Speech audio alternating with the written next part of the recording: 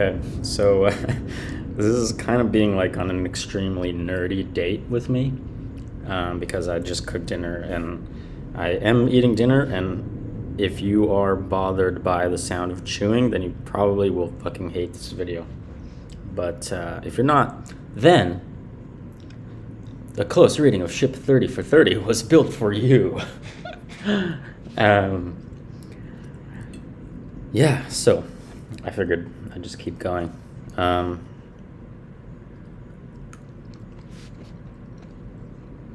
So, read this first part. Now, what our 4,000 plus alumni shippers are saying. So, that's a lot of social proof, 4,000 other people. At the moment, I have like 921 followers on Twitter. So, I don't even have 1/4 of the amount of people who have taken Ship 30 for 30, right? So, more people have spent money on Ship 30 than have even decided to click the free button to follow me on Twitter. Right? So it's like, okay, there's something there. Maybe there's something worth looking into. Like, why would 4,000 people do that? Clearly there must be something here. Clearly it must work, right? That's the whole point of social proof. I mean, there's also a classic saying about like, what's the best way to attract a crowd is with a crowd. If you just, I mean, there are literally places and restaurants, various other businesses that will pay people, like pay college students, for example, to stand out front of their business and just make a line, a fake line, but a line, so then other people will be like, whoa, what's going on? And then they'll stand in line, and the line will get bigger, and it'll have more and more and more of that effect. No one knows what they're waiting for, but they want to know what everyone else is waiting for. So it's both credibility and curiosity that this social proof of that kind creates. So I guess I'll read these two since they're so explicitly highlighted. So this woman, Alice, says, if you've always wanted to start writing for yourself, but came up with every excuse under the sun, Ship 30 for 30 is for you. I went from thinking I never had the time to write to publishing every day. It was a transformational experience, and it teaches you more about yourself than you could possibly imagine. At the end of the challenge, I'd gained 3,000 Twitter followers. More importantly, I left with a newfound sense of confidence, stronger writing capabilities, and lifelong connections. So those are pretty cool benefits. Like I said, I don't even have 1,000 Twitter followers, so that would be nice.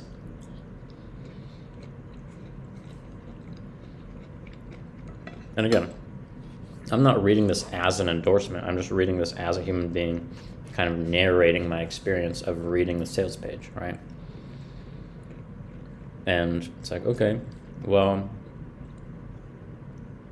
yeah, I, as a human being, have, like we were talking about in the previous video, being an overthinker, right? Stop overthinking. Part of overthinking is coming up with lots of excuses about why you're not ready, right? You want something, but you don't do it. And you have lots and lots and lots of articulated reasons why you can't do it. And in my opinion, more than anything else, those are the things that stop us. It's not knowing exactly what to do. It's not knowing exactly how to do the thing we want to do perfectly that stops us. Right? We've probably bought a lot of courses already. It's those excuses and the tendency to continually make those excuses of not being ready. Just this like deep fundamental belief that you're not ready. That's the thing that keeps us from doing anything, right? Deeply, fundamentally believing that we're not ready. I've lived with that belief for, again, over a decade. I launched a thing. I launched Shift 30 like 2 months ago. But it was the first time in my life that I felt ready to do that, even though I'd been wanting to do something of the nature for 4 years. 4 years, not 4 as in the number. So it was, and this has been my entire profession, is building and selling online programs and writing online. And it was yet, despite all that, I felt like I personally was not ready to put myself out there, share my own ideas, and all that stuff. So for me, it was in sort of letting go, melting away, dismantling that deep belief that I wasn't ready is what allowed me to do the things that I want to do. And then I figured out how to do that stuff along the way.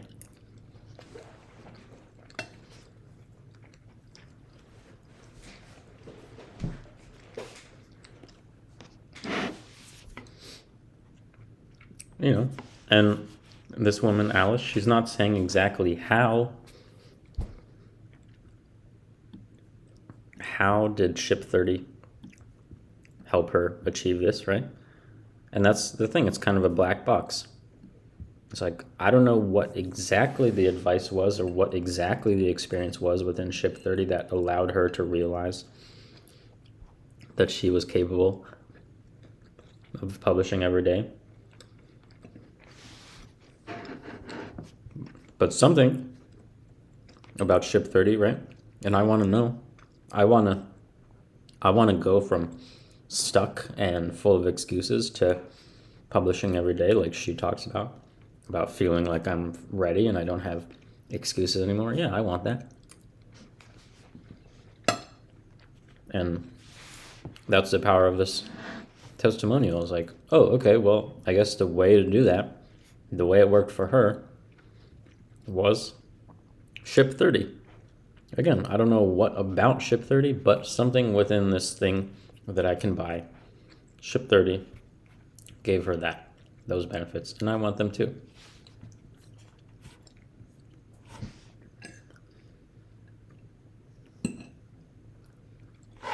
And confidence, right? It's like, some people would answer that they don't care, but like, if you gave me the option of publishing something every day for 30 days and finishing that, but not feeling any more confident about myself and my ability to write at all in general, but I have this catalog, or maybe I write 10 things, but now I have a profound and deep sense of personal confidence in my ability to write and publish and do what I want to do. I personally would take the latter, because I have the whole rest of my life to write more things, right? I don't want to just write 30 things in 1 month and then never write again. And that was a experience that I had in the past with a writing challenge. Was like, I succeeded and I did it every day for less than 30 days. Actually, it wasn't even a 30-day challenge, but I got so burnt out by the process that I didn't write for like over a year after that. And that, to me, in retrospect, is kind of antithetical to the whole project. It's like, yeah, I wrote some stuff, but then I fucking didn't want to write at all for a really long time. And that's not how I want to proceed in my life. I don't want to just achieve something but never want to do it again. I'd rather achieve it in a smaller scale but continuously want to do it. So, okay, the next one from Alex. I have found Ship 30 for 30 to be a transformative experience. I truly mean that. And it's such a wild thing. How simple, yet how profound this simple act can be. But I'm left more energized than ever before, more creative, and more clear in thought than ever before. For the first time ever, I feel excited to sit down for 45 minutes, completely uninterrupted, and doing nothing except for think and write. Yeah.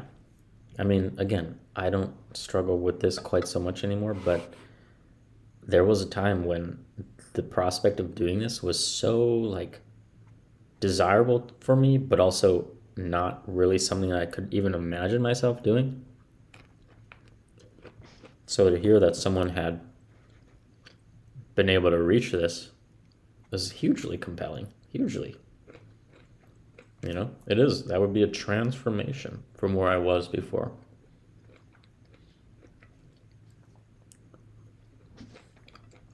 When I did my writing challenge, I didn't leave more energized than before. And that wasn't because of the person or the writing challenge itself. It's because of how I was approaching it. It's because of how all the emotional and psychological stuff that I brought to the table and how it weighed me down in a sense, or made it required me to push through so much every single time I sat down to write that it was incredibly draining to do. You know, I was like, yeah, cool, I wrote these things and you can find them on my Twitter. I'm proud of what I did, but like all of the psychological and emotional stuff I brought to the table, that's what made it hard, and that's what made it draining, and that's what I know that has been true for a lot of people I know as well. Like the sense of perfectionism that you come to the table with, right? The reasons why you are so compelled to write online and get attention, those can be extremely heavy, right? And like if you have this intense need to be seen online, right? Because you need to be seen, you don't feel seen or don't feel heard in general. And then you're pouring yourself into writing online, right? Hacking away, publishing into the void, never getting any traction. You're just pouring so much of your own energy into this and still not being heard, you know? And so you're not really meeting the need that you're trying to meet.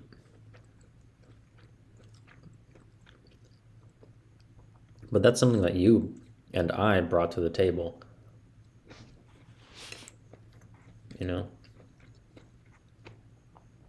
It's only us that can really change that, as sexy as a program might be. So, you know, if you bring that to the table, it's hard to say what's going to happen if you try to do a writing challenge. It might, maybe for whatever unique reason about you, it will leave you more energized and creative, but it also could do the opposite, which is what happened for me.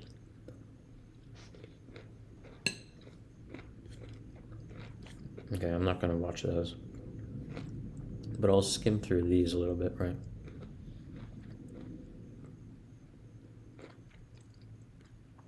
So, solved my writing problem. Yep. I mean, that's very vague, but like, yeah, that's what I want. My writing problem to be solved, and I want to be a successful online writer. I don't know what that means, but it sounds good. I became extremely prolific. That's a new word here, right? Of just being like almost completely free to just write as much as you want, right? To be prolific is just like almost being like an endless fountain of writing. You just write all the time. And there's also this sense that it's easy, right? If you're prolific and it's a drain to write, like that doesn't sound desirable. So at least when I hear the word prolific, I think like, oh wow, that person just doesn't have any barriers to writing. They're free. They're psychologically, emotionally free to do what they want, which is write. And then also, yeah, launching your first digital product, making your first dollar online, that's a huge aspiration for a lot of people. It was mine for a long time. I finally did it. But yeah, if Ship30 can help me do it, that's a huge plus, right? And compelling me to join this thing. That one doesn't say anything. Yeah. Become a better freelance writer. Okay, so it could help me like in my career besides just writing online. It could somehow help me in my professional life. That's interesting. Oh wow. Help this person. Keep in mind I have read this before and it's been a little while, but I have seen this before, so I'm not like completely fresh eyes. But okay, so this thing helped this woman transition careers. Like that's something that I have wanted to do, something that many people want to do and don't know how to do. Okay, that's cool. So it could help me somehow escape the career situation I find myself in, right? Which might be really miserable. So I would really love that.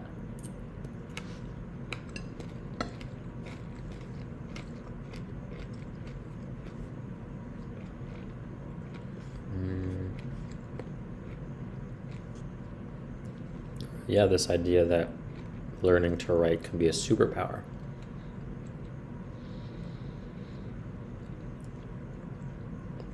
I don't know what that means, but a superpower is something that I want, right? It's almost like, I've heard other people talk about writing as a superpower. I'm sure I've heard Dickie and Cole talk about that. I'm sure I've heard David Perel talk about that, of the way that it can generate opportunities for you and lead to relationships and various things, right? It's very compelling. It's like a key that can open a door to a lot of new stuff in your life. Okay, so for this person, it led to finding his purpose. That's pretty cool. A lot of people want to find their purpose because they feel like they need a better sense of like why the hell they're doing what they're doing.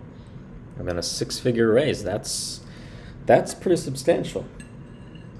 There haven't been a ton of promises on this page about money, which is pretty interesting for something that is basically about learning how to do copywriting. But 6 figures, that means $100,000 raise at the very least. That's not small change. Okay, this person found a community, so found friends, found a sense of community, right? To be engaged with people who know you and hear you and to feel like you matter in other people's lives. Like that's huge. That's a huge thing that people want. I don't know. I was just making a joke that I don't understand that. Never mind. No, that is a huge thing. That's why I'm on Twitter largely, is because I have found myself in many ways part of a community through being on Twitter.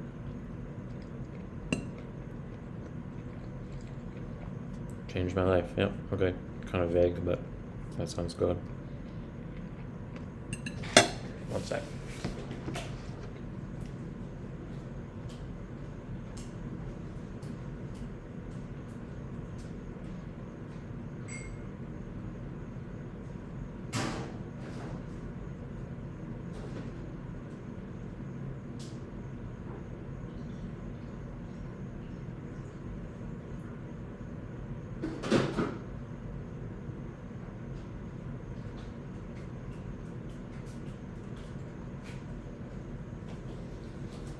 Okay. So, an immersive course teaching you the fundamentals of writing online. Okay, so that's kind of one benefit there. And then there's another benefit, a community of like-minded thinkers. So those are two different things, right? An immersive course. Immersive. That sounds, I don't know, that sounds good, I guess. Like, I just am all in, right? Immersed, to be immersive. It makes it sound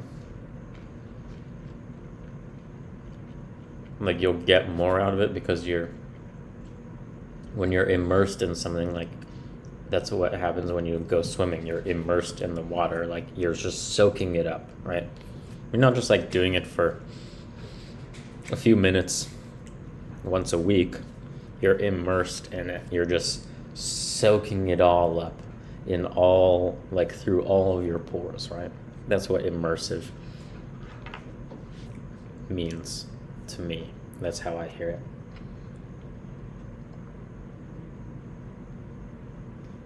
Right, so you just immerse yourself in the fundamentals, right? So you're just becoming a pro at the basics, right? And like I said in the earlier video, there's that whole idea of just like, if you just master the basics, you don't need anything else, right? If you spend your time trying to learn all the fancy stuff, you're going to be a lot less powerful than someone who can just execute on the basics really, really well. So this line there, it's like, okay, soak up the basics, which basically conveys this idea of like, become a master.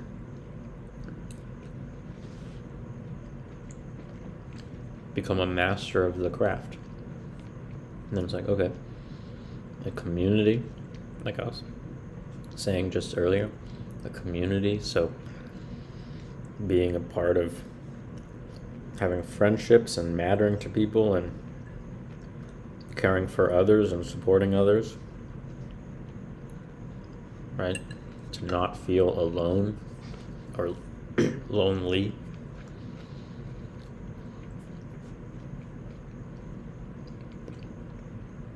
Like-minded people, so people who are on the same wavelength as you, who are interested in the same things. Aren't we all in search of that? That's how I found my way to Twitter, for example. That's how so many of my friendships have been established, is finding people who are like-minded and pursuing those things that we have in common, right? And then the thinkers, it's like, oh, I'm a thinker, I'm an intellectual, that's something that a lot of us want to be, or we want to think of ourselves as that, or we are that, either way, right? I mean, if you identify with being an overthinker at the beginning, which was like one of the main headlines, then you probably identify with being a thinker, and a thinker is a lot less loaded. It's like, oh yeah, being a thinker is good. Being an overthinker is something I don't want to be anymore because it stops me. But being a thinker, that's great. It's like, I think deeply about things, right? I'm not just shallow. So to be a part of a community, people who share your interests and see the world in a similar way and are deep thinkers. Like, yeah, that's awesome. Why wouldn't you want that if you are into that stuff?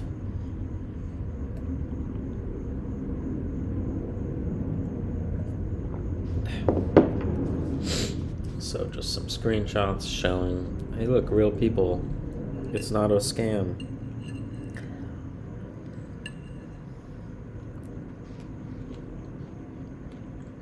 And this is like an interesting thing with marketing more and more. Certainly with younger people, but more and more just as the internet becomes more normal. Is like, in another day and age or to another audience, you wouldn't actually want to use a screenshot like this of a bunch of real people.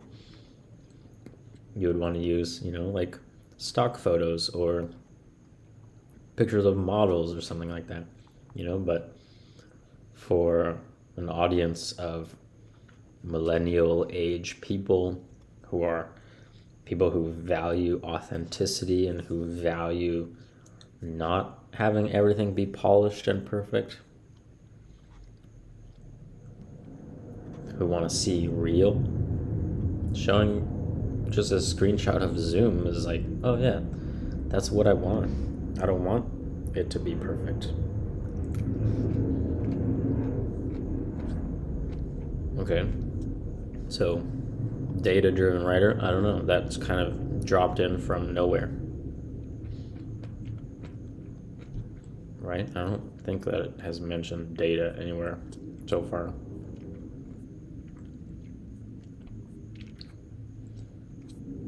So yeah, I don't know. Maybe that is like something that has been talked about elsewhere that people probably have heard before they came to this page.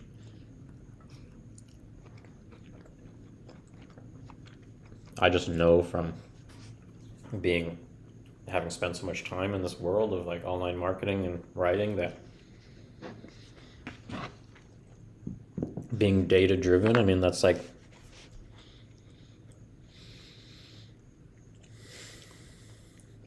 it's like wanting to be able to back yourself up, right? As opposed to, let's say, being intuitive, right? Where it's like, yeah, I'm listening to my gut, and people are like, okay, like, can you explain your decision? And you're like, oh, it just seemed right. That's very vulnerable for a lot of people, and in certain situations isn't going to fly. Like a lot of work situations, right? People are going to be like, no, prove your reasoning for why you did that, not to say that it's better if you can, but that is an impulse that a lot of us have. It's like, oh, we need to be able to point to why we're doing things, because that gives us a sense of security. Because it's like, oh, look, I can show you my logic, right? I can show you my reasons. I can't just say, oh, well, my gut feeling says that. But now that I'm thinking about it, I have listened to interviews with Nick Cole where he talks about using data in writing. So that is something that if you have spent time with their marketing before visiting this page, you will probably have a strong sense of like, oh, if I just listen to the data, then like I will be able to, write the things that are successful. Because Nick Cole's story, from what I recall, was like, he was working, he was writing on Quora a lot. Then he would just answer really popular questions. So in that sense, he was just following the data about like, what do people want to read about?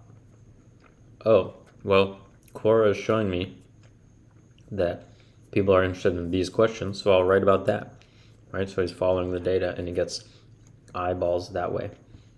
And then what he wrote, he went to write for like Inc. magazine, I think,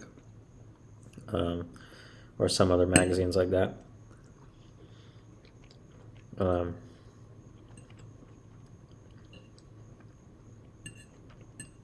There's another one that I'm thinking of, but I can't remember the name. But anyway, it would be like, okay, well, what is getting the most traffic? What's getting most clicks? Just write about that.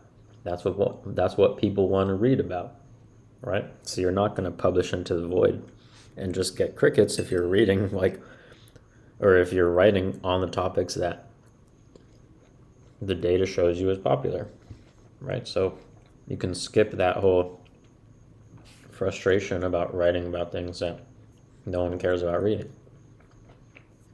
So that's what following the data can do for you. And then again on Twitter, I know that they talk about, studying your Twitter analytics and being like, okay, which tweets are the most popular? How can I double down on those? Maybe take my most popular tweets and turn them into threads, and even take the most popular tweets from within a thread and expand on that idea, right? So it does allow you to see, in a certain sense, which ideas are resonating the most because they get the most impressions or the most likes or the most comments, whatever. That's what the data can do for you. So, yeah, that's a compelling thing. If you don't want to waste time writing things that people don't pay attention to, right? If you're sick of hacking away at blog posts and publishing into the void, being data-driven can really help you skip all that.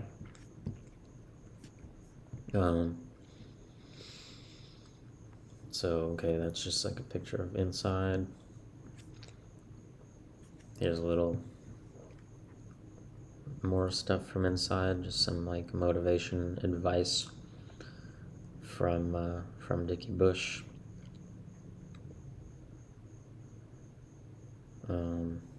More curriculum advice stuff. Headline, structure, rate of revelation. This is where I get I wonder about the usefulness of this. I'm of two minds here, because on the one hand, the depth of that this is going into, right? Where it's like, okay, I just want to start writing online and write 30 things. Do I need to know all of this nuance about how to write a headline and how to structure things and how to structure for the rate of revelation and think about rhythm? That seems to be overkill, potentially. Probably for some people it is, for other people it isn't. It kind of depends, right? But then again, it also, having this level of depth in the curriculum also gives it weight. It's like, oh, I'm really buying something substantial with a lot of information that's worth a lot of money. It's not just oh, I give you permission to write 30 things. It's like, no, I'm going to get an entire deep writing curriculum, and I'm worth paying. I'm worth that. I am okay with spending a bunch of money on that because that's worthwhile, because it's this entire curriculum's worth of writing advice. It's not just motivation, right? So it works in two ways. It kind of substantiates the price point and gives it a little more credibility for being the price point that it is, because it's oh, all this information is valuable. On the other hand, it could bog you down, because if you're a perfectionist and you've been struggling to write and you've been just coming up with ideas and looking for advice rather than writing, you don't really need more advice. So, but again, that's not really something that the program itself can determine for you. That's going to be up to you as an individual. You can join the course and use it as motivation and just do the thing, or you can join the course and then use it as a way to just spin your wheels more and just consume more information. The course isn't going to make you do either one of those things. That's going to be you. Okay. Yeah. More just stuff about what's inside. How do you come up with ideas? How do you come up with headlines? How do you... Yep. Mindset stuff.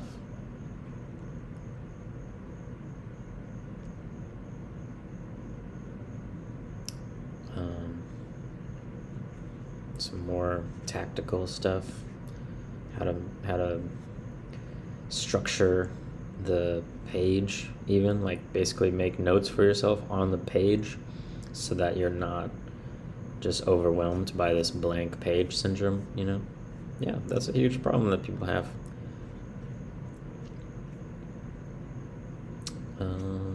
Shall I read more or maybe stop here? Keep going a little bit. Okay. The constraints you need to finally start writing consistently. Okay, so that's interesting. Constraints. That reminds me of the overwhelm stuff, right? Is that you or I consistently end up seeking out more and more and more advice rather than just doing the thing, right? So in some sense, a solution to that, at least something that seems like it would be a solution, is to put blinders on, right? To make it impossible for me to keep doing that, to keep going off on information-seeking tangents, right? I need constraints. I need someone to box me in a way, and give me only one avenue for action.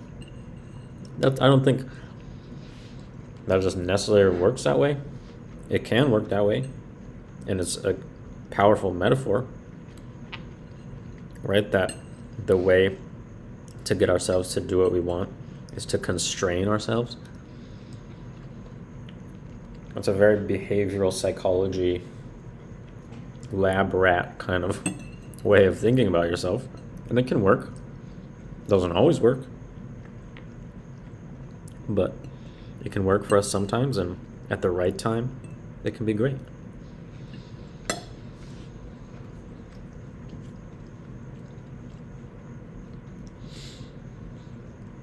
Okay, all beginner writers face the same 10 problems. If you're reading this, chances are one or more of these problems are keeping you up at night and keeping you from writing online. And chances are you know you should be writing, which is why you're on this page in the first place. Whether it's to improve your thinking, accelerate your career trajectory, or help you quit that job you hate, writing is something that's been on your list for a while. So something that stands out for me here, and I've looked at this before and it stood out to me before, is this.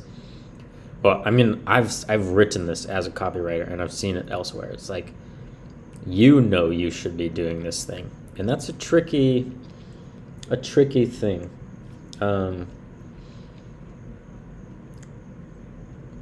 Because how do I articulate this? Also, there's a couple things. It's the you should, and then it's the you should. The know and the should, right? So the should part is a huge burden, right? If you were outside of this sales page, if you were outside of the sort of excited mindset of like, oh, maybe I'm about to solve all my problems thing, an idea that a lot of people take seriously, and I believe in, is like removing the shoulds, right? Because something that is very oppressive psychologically and emotionally is feeling that you should do things. And the more and more and more you put those shoulds on yourself, I mean, even Tony Robbins, right? Like the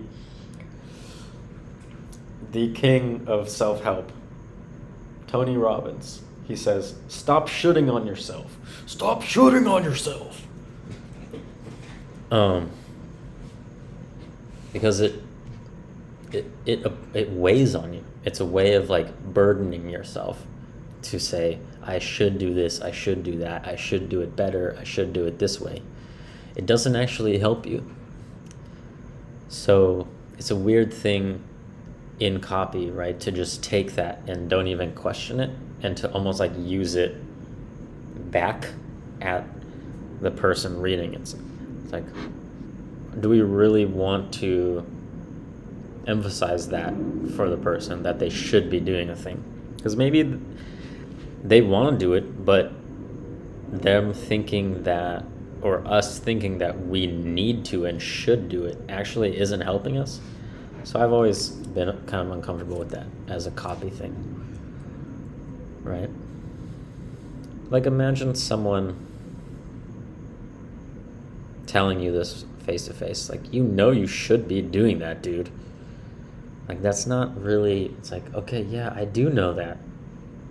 Okay, thanks. Like, yeah, I know, thanks. Fuck you. Tell me something new.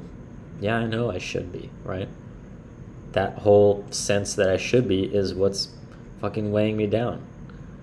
And that's what I'm like, that's, in my perspective, that's a lot of what keeps us from doing the thing, is because we feel so much pressure to do it, right? We also clearly have other concerns. We have parts of us that don't want to do it. We have parts of us that are afraid of doing it, but we sort of squash those voices. We squash those feelings because we feel like we should, and then we just get stuck. So I personally don't think that just piling on the shoulds actually helps anyone, but I just thought I'd point that out. And also this note, like, you should be. It's like, one, the should thing is kind of problematic, but then the you should, it's like, I don't know, maybe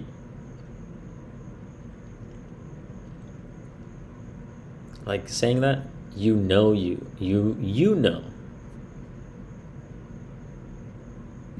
right? Because it could say you think you should, or you feel like you should, but it says you should, like it's a piece of knowledge, like it's something true, right? And like it's not something debatable, like this. You should write online. You should be exercising. You should eat better, right? It sort of like enforces this idea that this thing that you think you should do is unquestionable, that it's unquestionably good, and better, but you're not doing it. So you should fucking do it, dude, right? So it's kind of, it's not my favorite thing in copy and in communicating with people in general. But it is what it is. That's how it's done here.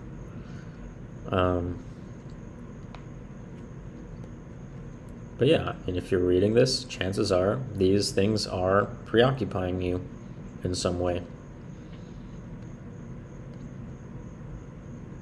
And chances are, all problems aside with this little phrasing, chances are I do feel like I should be doing this thing, right? And I want to, and I'm not, and that's why I'm preoccupied with it. So, distractions, over-editing, perfectionism, procrastination, self-confidence, generating ideas, imposter syndrome, writing consistently, choosing a platform, finding time to write. Yep, those are all big concerns, right? It's like, so distractions, that goes with the constraints thing. Like, if I could just constrain myself and cut out distractions, maybe I could actually just do the thing that I want to do.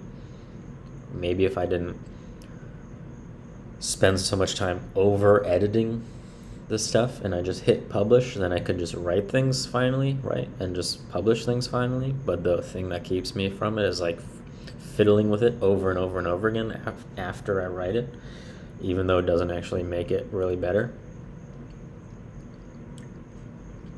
Perfectionism, being overly concerned about making it perfect to the point where it's like diminishing returns, right? But you can never be perfect, so you're just caught in this loop. Procrastination, putting it off, not even doing it, oftentimes very, very connected to perfectionism because you want it to be perfect, and then it's overwhelming because you feel like you can never be perfect, so you just put it off because you don't want to face the possibility that you could do it imperfectly. You don't even want to witness yourself do it imperfectly, so you just don't do it, and so you just put it off, and then you get stuck procrastinating. That becomes its own burden. Self-confidence. Maybe you don't have confidence in your ability to do a good job. These are all very closely tied together, you know. You don't believe that you can do it. Generating ideas. I mean, that's an interesting one. This is the kind of one that makes me be like, well, why do you want to write online so much if you don't even have ideas? Not to say that there aren't reasons, right? Sometimes writing online is just a tool for people, right? To make money or change careers or get attention or build an audience, quit a job. It's not because you have ideas that you particularly want to express, but you want to use writing to help you achieve something. So in that case, maybe you don't have a lot of ideas, but you know you need them in order to write stuff. Imposter syndrome, that comes with self-confidence, right? Putting yourself out there as something more than you believe that you are on the inside, right? It's like, oh, I'm an expert, but secretly I don't feel like I'm an expert at all. I'm an imposter. I hope no one finds out that I'm not actually an expert. That kind of thing. Writing consistently. Habits, basically. Choosing a platform. So that's like another kind of indecision, overwhelm. It's like, do I write on Twitter? Do I write on Medium? Do I write on a blog? Do I write... where do I write? Do I write on LinkedIn? Facebook? Do I make YouTube videos? Finding time to write. That's a whole nother rabbit hole, right? Energy. Like, then that goes into like, do you feel like writing takes a lot of time and effort, right? Because if that's your idea about what it is like to write, then you're going to be like, I might have an hour after work, but like, I can't write then because it takes me more time and energy than I have after work for that hour, right? So even though you have some time, you don't even believe that it's suitable, right? So that's a whole rabbit hole of stuff to explore. Okay. The accountability you've been missing. Yeah, I guess so. Maybe that's what you feel like you've been missing. I don't feel like I've been missing that. But that is a major belief that people have, that like accountability is the thing that will help them achieve the thing, right? Like if you're not doing the thing that you want to do, the way to do that is by enforcing your behavior from other people, right? Disciplining yourself from the outside almost, right? Setting yourself up for like shame and discipline from other people if you don't do the thing. A lot of people gravitate to that kind of thing. I don't personally, but many people do. Sometimes it's something that you gravitate towards during a certain part of your life or at certain times in your life and not at others. So kind of depends where you're at. Sometimes accountability can be really nice. It's interesting that this doesn't say support, right? It's not having friends who support you and encourage you. It's having accountability, which is like, hey, did you do it? Not like, oh yeah, dude, are you gonna do it? Like, it would be so awesome. I can't wait for you to publish the thing, blah, blah, blah. It's like, hey, did you do it? Why not? That's what I think of when I hear accountability. It's not support or encouragement, it's just confronting me with whether I did or did not do it and sort of like making me feel bad if I didn't do it.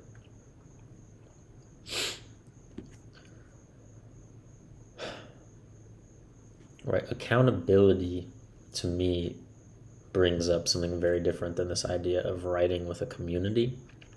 But there they are, they're right next to each other, so it kind of hits both notes. Um, Maybe you've tried writing before, but time and time again, you fall off. Something comes up, what starts off exciting becomes too difficult, and before you know it, you're back to square one. But this is because there was no accountability. You tried to start writing on your own, almost doomed from the beginning. But Ship 3430 solves that problem. You write alongside hundreds of other writers, all with the same goal as you, to start writing and publishing consistently. This creates accountability unlike anything you've ever experienced. So, I mean, this really, like, if you don't really believe in the whole accountability thing, as I was saying, this is probably not gonna, hit for you. But then some people really feel like that's the thing that they're missing, right? So, like, friends of mine feel like that sort of social accountability is a huge thing that helps them. Not only do they believe it, but they know from experience that it does help them. For me, it's not so much. So this is not that compelling for me, but for a person who is of that mind, then this is very compelling. Doing things in community can radically improve your ability to do it with ease and consistency. I think I'll stop here. Cool. I hope you enjoyed. Till next time, have a great whatever day, evening, midnight,